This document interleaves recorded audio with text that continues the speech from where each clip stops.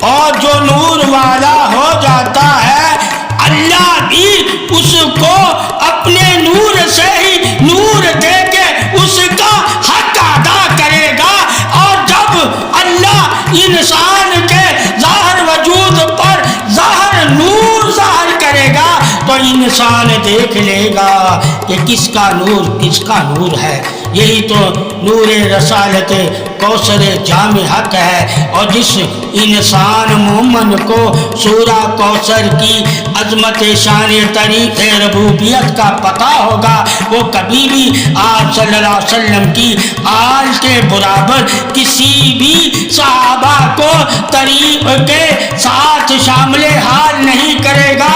بے شک تمام صحابہ ہی طریق عظمت نور رسالت مبین کے پیروکار ہیں، اور جو پیروکار ہیں وہ تو طریق عظمت رسالت شفاعت پروردگار